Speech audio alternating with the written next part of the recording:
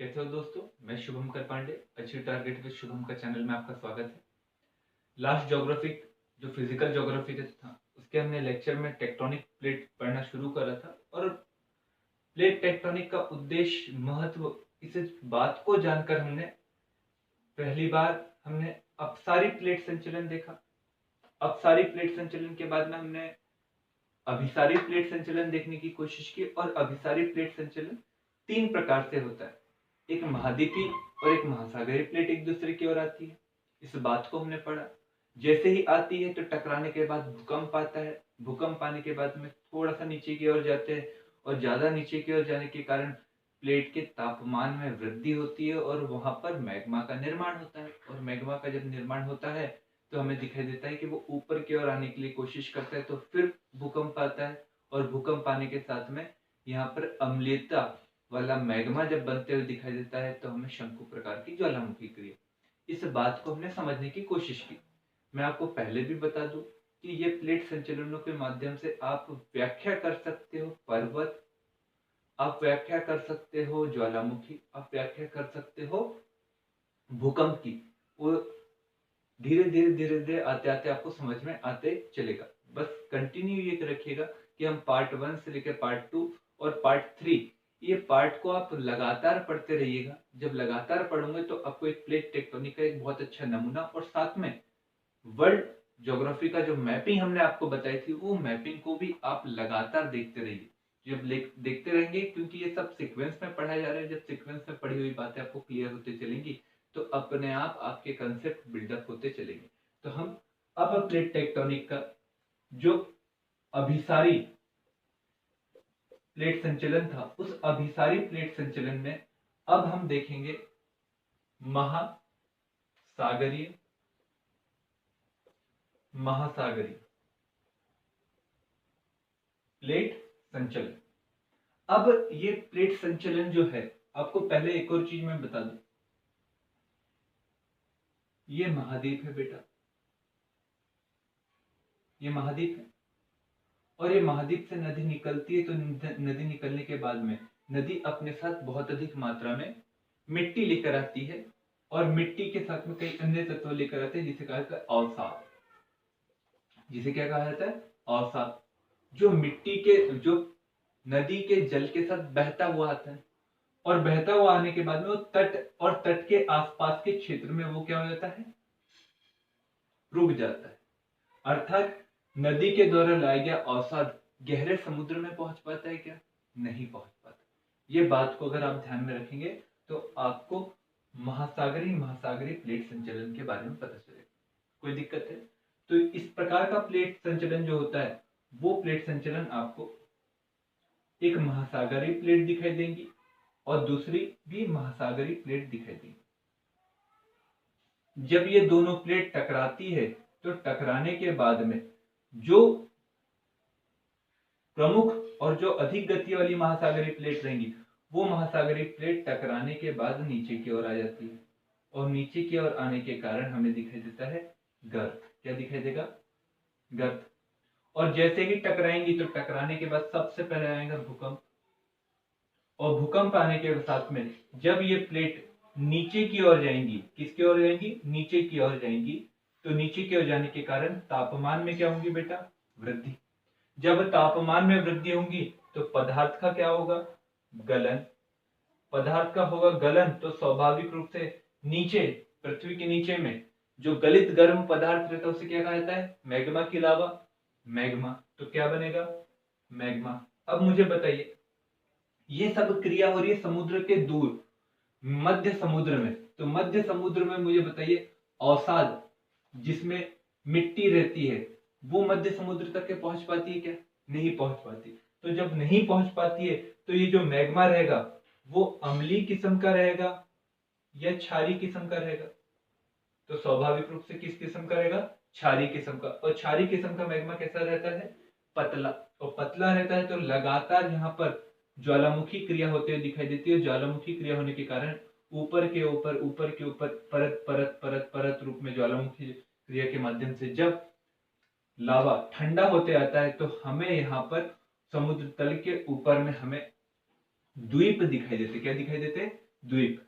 अब ये द्वीप दिखाई देते हैं, हमें पर्वत नहीं दिखाई देते। कारण क्या है? क्योंकि कारण ये है कि अगर मैग्मा क्षारीय किस्म का रहता तो स्वाभाविक, अम्लीय किस्म का रहता तो स्वाभाविक रूप से गाढ़ा रहता, और गाढ़ा मैग्मा लगातार जमते रहता है, जमते रहता है, जमते रहता है, तो हमें पर्वतों की श्रृंखला दिखाई देती। परंतु ये अम्लीय किस्म का मैग्मा ना होकर क्षारीय किस्म का मैग्मा है, पतला है, और इसी के कारण ये जो जमता है वो छोटे स्तर पर जमता है। छोटे स्तर पर जमने के साथ में हमें समुद्र तल के ऊपर में द्वीप नुमा संरचना दिखाई देती है। जिस प्रकार की हमें संरचना अगर हम प्रत्यक्ष रूप से कहें तो आपको फिलीपींस के द्वीप दिखाई देंगे, अगर प्रत्यक्ष रूप से कहें तो जापान के द्वीप दिखाई देंगे, जिनका निर्माण समुद्र से दूर में हुआ है। यदि आप मैप देखोगे तो दो प्लेटें हैं, एक यूरेशियन प्लेट है, अगर मैं इसे कह दूं यूरेशियन प्लेट, और इस प्लेट का नाम दे दूं प्रशांत प्लेट, तो ये दोनों प्लेट टकराती है, और टकरा कहां रही है? स्थल के पास टकरा रही है कि नहीं? समुद्र के पास टकरा रही है, मध्य समुद्र में टकरा रही है। तो इसलिए कहा गया महासागरीय महासागरीय प्लेट जब टकरा रही है तो टकराने के बाद भूकंप आता है। भूकंप आने के बाद में प्रशांत महासागरीय प्लेट का नीचे की ओर क्षेपण होने के कारण, जब क्षेपण होता है तो तापमान में वृद्धि होती है, और तापमान में वृद्धि के कारण पदार्थ के गलन में भी हमें वृद्धि दिखाई देती है, और गलन में वृद्धि के कारण हमें पृथ्वी के नीचे मैग्मा, गर्म गलित पदार्थ मैग्मा बनते हुए दिखाई देता है, जो अम्लीय किस्म का ना होकर क्षारीय किस्म का रहता है, क्योंकि वहां पर अवसादों का क्या रहता है? अभाव। और अवसादों के अभाव होने के कारण लगातार अम्लीय के क्षारीय किस्म का मैग्मा के ठंडे होने के कारण हमें परत दर परत रूप में जमने के कारण हमें द्वीपों की संरचना दिखाई देती। इस प्रकार के द्वीप हमें जापान के उदाहरण के रूप में, फिलीपींस के उदाहरण के रूप में दिखाई देते हैं। तो यहां तक की कोई दिक्कत है क्या? तो मतलब हमें महासागरीय महासागरीय प्लेट संचलन समझ में आ गया कि भैया जब भी ये प्लेट संचलन होगा तो ये भूकंप लाएगा, फिर नीचे की ओर क्षेपण जाने पर क्या आएगा?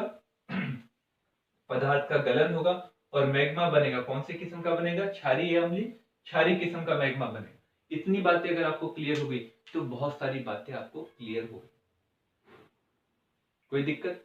अब इसके बाद में हम अभिसारी प्लेट संचलन में ही हम एक और प्लेट संचलन देखने की कोशिश करेंगे। वो प्लेट संचलन है महाद्वीपीय महाद्वीपीय प्लेट संचलन।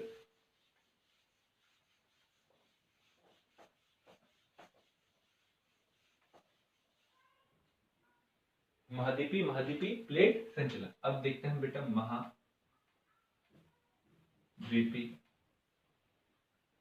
महाद्वीपीय प्लेट संचलन। अब आपको एक और चीज हमें बतानी है। आपको हमने कहा था कि सिलिका का घनत्व ज्यादा होता है कि Fe लोहे का घनत्व ज्यादा होता है? तो आपने प्रश्न का जवाब दिया था कि सर सिलिका का घनत्व कम होता है, लोहे का घनत्व ज्यादा होता है। तो मुझे ये बताइए, एक महाद्वीप है और ये दूसरा भी महाद्वीप है, तो मुझे बताइए दोनों का घनत्व क्या रहेगा? महासागरीय प्लेट की तुलना में क्या रहेगा? कम। परंतु ऐसा हो सकता है कि जो ए प्लेट है, जो महाद्वीपी है, वो बी प्लेट की तुलना में उसका घनत्व क्या हो? ज्यादा। जब घनत्व ज्यादा होगा तो ए प्लेट की गति भी क्या होगी? ज्यादा। जब गति ज्यादा होगी तो ए प्लेट बी प्लेट के नीचे जाएगी, पर गति उतनी ज्यादा नहीं है जितनी महासागरीय प्लेट की होती है, जिसके कारण वो प्लेट दूसरी प्लेट के बहुत अधिक नीचे आती है। ये गति कम होने के कारण कम नीचे जाती है, और कम नीचे जाती है तो इसके कारण जो पदार्थ रहता है उसका गलन नहीं हो पाता, क्योंकि तापमान में ही वृद्धि नहीं हो पाती। जब गलन हो ही नहीं पाता तो मुझे बताइए भूकंप तो आएगा आएगा, पर ज्वालामुखी क्रिया होगी क्या? नहीं होगी। क्यों नहीं होगी?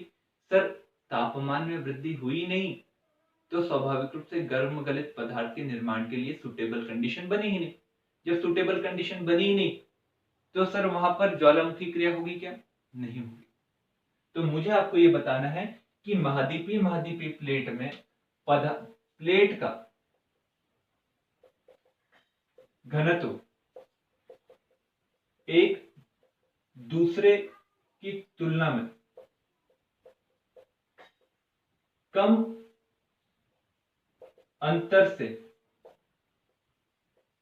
अधिक होता है, बहुत अधिक नहीं होता है। कैसे रहता है? कम अंतर से अधिक होता है। और यही कारण है कि जब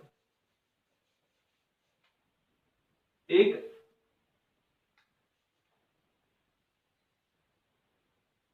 महाद्वीपीय प्लेट,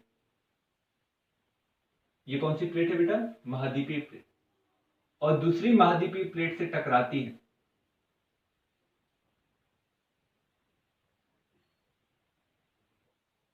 तो टकराने के बाद अधिक नीचे नहीं जा पाती, क्योंकि घनत्व क्या रहता है? क्या रहता है? कम। और घनत्व कम होने के कारण गति भी क्या रहती है? कम। और यही कारण है कि घनत्व भी कम, गति भी कम, और इसके कारण जो प्लेट रहती है वो अधिक नीचे नीचे नहीं जा पाती, और जिसके कारण तापमान में वृद्धि नहीं होती। और जब तापमान में वृद्धि नहीं होती तो स्वाभाविक रूप से पदार्थ के गलने के लिए सूटेबल कंडीशन नहीं बनती, और इसलिए मैग्मा का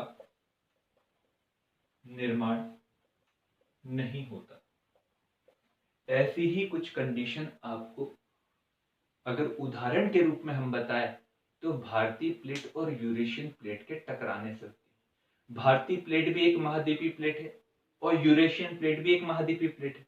जब दोनों टकराती है तो स्वाभाविक रूप से भारतीय प्लेट का घनत्व यूरेशियन प्लेट की तुलना में ज्यादा होने के कारण ये भारतीय प्लेट, ये यूरेशियन प्लेट, और इसका घनत्व ज्यादा होने के कारण इसकी गति ज्यादा रहती है, परंतु महासागरीय प्लेट की तरह बहुत ज्यादा नहीं होती। इसके कारण ये टकराती है और टकराने के बाद क्या होती है? नीचे की ओर क्षेपित होती है। पर बहुत अधिक नीचे की ओर क्षेपित होती कि नहीं होती। और इसके कारण क्या दिखाई देता है कि हमें प्लेट के टकराने के कारण तापमान में वृद्धि होती है। क्या? उतनी नहीं होती है जितना कि पदार्थ के गलने के लिए जरूरी होता है। जब गलने के लिए, पदार्थ के गलने के लिए तापमान उतना बढ़ता ही नहीं है तो मैग्मा का निर्माण हो पाता है क्या? नहीं हो पाता। जब मैग्मा का निर्माण ही नहीं हो पाता तो स्वाभाविक रूप से यहां पर आपको भूकंप तो दिखाई देंगे टकराने के बाद में, परंतु ज्वालामुखी क्रिया दिखाई देंगी क्या? नहीं दिखाई देंगी। तो प्रश्न ये पूछता है वो, और नोट डाउन भी करिएगा कि एक प्रश्न आप लोग ऑब्जेक्टिव के रूप में भी रखिएगा और इसको आंसर के रूप में भी लिखिएगा, मेंस के आंसर के रूप में। क्या कारण है कि हिमालयी पर्वत हमें भूकंप तो दिखाई देते हैं परंतु ज्वालामुखी क्रिया नहीं? क्योंकि आपने हर जगह देखा, जितनी महाद्वीपीय महासागरीय वहां पर ज्वालामुखी क्रिया भी हो रही थी भैया, और भूकंप भी आ रहे थे, परंतु महाद्वीपीय प्लेट में नहीं हुआ। ये इसके क्या कारण, ये आपको लिखना है। इसके माध्यम से अब हमें पता चल गया कि भैया जहां जहां दो प्लेटें एक दूसरे से दूर हटती है वहां पर आपको भूकंप दिखाई देगा, दूर हटेगा, और साथ में शांत दरार प्रकार की ज्वालामुखी क्रिया। और दूसरा, जहां जहां प्लेटें मिलती है वहां पर टकराने के बाद भूकंप दिखाई देंगे और ज्वालामुखी क्रिया, परंतु एक जगह नहीं दिखाई देंगी ज्वालामुखी क्रिया, जहां पर महाद्वीपीय प्लेट का क्या हो रहा है? एक दूसरे की ओर अभिसरण। ये हमें पता चल गया। अब हम व्याख्या कर सकते हैं, जहां जहां पर जो जो प्लेटें है वो जब चलती है और टकराती है तो भूकंप आएंगे। अगर नीचे की ओर बहुत अधिक क्षेपित हो रही है तो स्वाभाविक रूप से क्या आएंगे? ज्वालामुखी क्रिया। और जब एक प्लेट दूसरी प्लेट की बहुत अधिक नीचे में आएंगी तो दूसरी प्लेट बहुत ऊपर की ओर आएंगी, तो स्वाभाविक रूप से किसका निर्माण दिखाई देगा? पर्वत का निर्माण। यहां समझ में? मैं विश्व के पर्वत, विश्व के ज्वालामुखी और विश्व के भूकंपीय क्षेत्र, इसके बारे में एक एक लेक्चर बनाने वाला हूं, ताकि आपको एक एक लेक्चर के माध्यम से पता चल जाए कि विश्व में कहां कहां पर ये घटनाएं होती है। ये तो केवल सिद्धांत है और सिद्धांत के माध्यम से व्याख्या करना जरूरी। अब हम ये देखते हैं कि अब प्लेटें जो समानांतर पर होती है वो जब चलती है तो क्या होता है। तो मुझे बहुत सारी चीजें आप लोग बताइएगा। आप बहुत सारी चीजों को समझ चुके हैं मेरे हिसाब से। जब समझ चुके हैं, अगर नहीं समझ में आ रहा है तो जो वीडियोस है उसको थोड़ा सा बैक करके फिर से देखेंगे तो आपको बहुत सारी चीजें समझ में आने लगेंगी। अब हम देखते जो प्लेट जो समानांतर चलती है। अब ये समानांतर प्लेट जब चलती है तो स्वाभाविक रूप से ये एक प्लेट हुई, ये एक प्लेट हुई। ये दोनों समानांतर पर चल रही है, ये कभी आगे चल रही है, ये पीछे हो रही, मतलब ये दोनों प्लेट में से कोई प्लेट एक दूसरे के नीचे आ रही है क्या? नहीं आ रही। एक दूसरे को घिसते हुए जा रही है तो जा रही है, परंतु नीचे आ रही है नहीं आ रही। मतलब जब एक दूसरे से घिसाव होगा तो स्वाभाविक रूप से ये प्लेटों में घिसाव के कारण ऊर्जा मुक्त होंगी। क्या मुक्त होंगी? ऊर्जा। अब ये ऊर्जा मुक्त होती है तो स्वाभाविक रूप से घिसाव मतलब कंपन, और कंपन का मतलब क्या है? भूकंप। तो मतलब ये प्लेटों के घिसाव के कारण ऊर्जा मुक्त होंगी, और ऊर्जा मुक्त होती है तो उसके कारण भूकंप आता है। और ये सब क्रिया आंतरिक भाग में होती है कि पृथ्वी के? नहीं, ऊपरी भाग में होती है। तो हमें जोरदार या अधिक झटकों वाला भूकंप दिखाई देगा, और यह भूकंप के कारण हमें पृथ्वी की संरचना में बहुत सारे परिवर्तन भी दिखाई देंगे।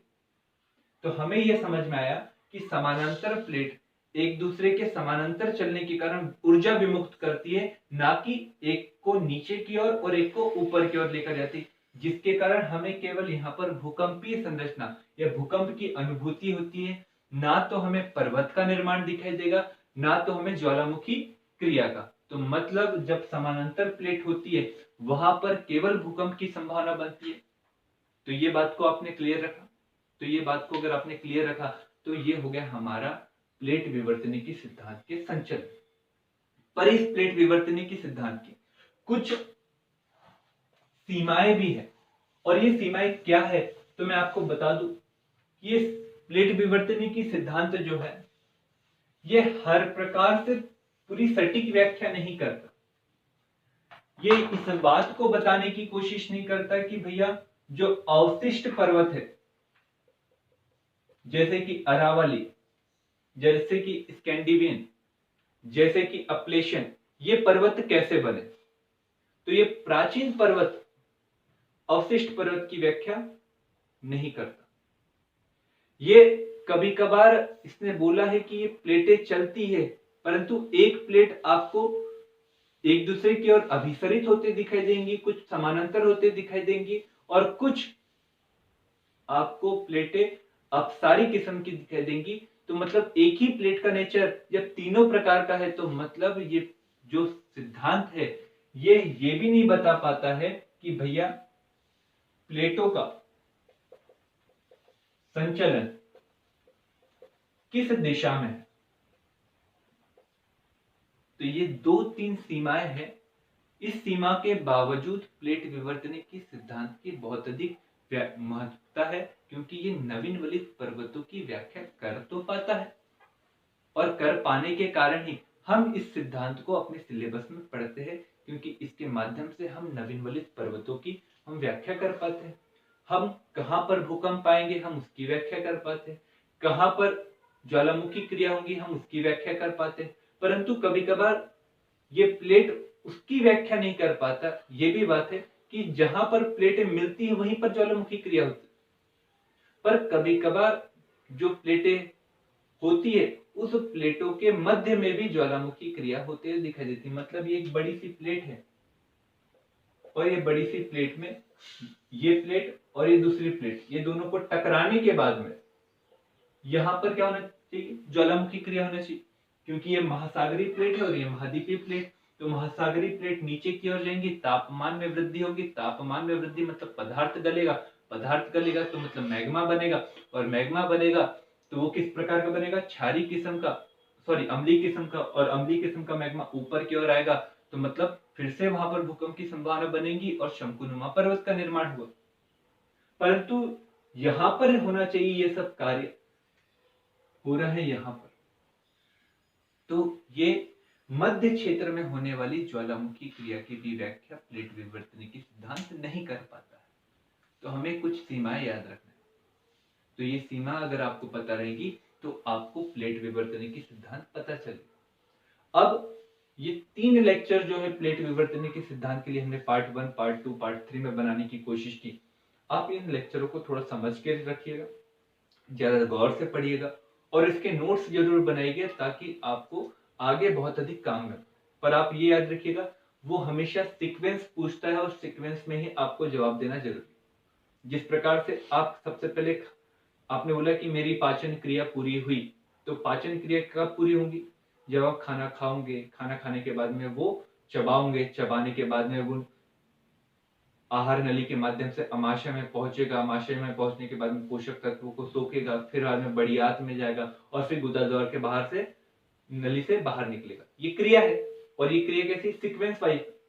अगर आप बोलेंगे कि मैंने पाचन क्रिया की, तो पाचन क्रिया में सबसे पहले गुदाद्वार से बाहर निकला, फिर बाद में अमाशय में पहुंचा, फिर आहार नली में मैंने चबाया और फिर खाया, तो मतलब उल्टा सिल्टा पढ़ना जरूरी है क्या? नहीं, सीक्वेंस से पढ़िएगा तो हमेशा जवाब भी देते आपको बनेंगे। प्लेट टकराती है तो भूकंप आता है, बहुत नीचे आती है तो तापमान में वृद्धि होती है, तापमान में वृद्धि होती है मतलब पदार्थ का गलन होता है, पदार्थ का गलन होता है तो मतलब मैग्मा का निर्माण होता है, मैग्मा का निर्माण होता है तो वो ऊपर की ओर आता है, तो फिर भूकंप की संभावना बनती है। और जब ऊपर की ओर आता है तो अगर क्षारीय किस्म का मैग्मा होगा तो वहां पर हमें क्या नहीं दिखाई देगा? भूकंप नहीं दिखा, परंतु अम्लीय किस्म का मैग्मा रहेगा तो भूकंप दिखाई देगा, साथ में शंकुनुमा ज्वालामुखी क्रिया दिखाई देंगी, अर्थात पर्वत का निर्माण भी दिखाई देगा। तो ये आपने सीक्वेंस में पढ़ा तो बना। अगर आप सीक्वेंस को कंप्लीट नहीं करोगे तो कहीं ना कहीं गड़बड़ों का सामना करते रहोगे। इस बात को ध्यान में रखकर अब मैं 2 से 3 आपसे प्रश्न पूछता हूं। पहला प्रश्न, जापान जो द्वीप है उसका निर्माण किस प्रकार के प्लेट अभिसरण के माध्यम से हुआ? पहला प्रश्न। दूसरा प्रश्न, भारतीय प्लेट और यूरेशियन प्लेट दोनों के टकराने के बाद भूकंप तो हमें दिखाई देते हिमालयी क्षेत्र में, परंतु ज्वालामुखी क्रिया नहीं। तीसरा प्रश्न, एंडीज पर्वतमाला और रॉकी पर्वतमाला का निर्माण किस प्रकार के प्लेट संचलन के कारण दिखाई देता है? चौथा प्रश्न, कटक का जो निर्माण होता है, ये कटक का निर्माण किस प्रकार की ज्वालामुखी क्रिया के कारण होता है? ऑप्शन दे देता हूं, शांत प्रकार की ज्वालामुखी क्रिया या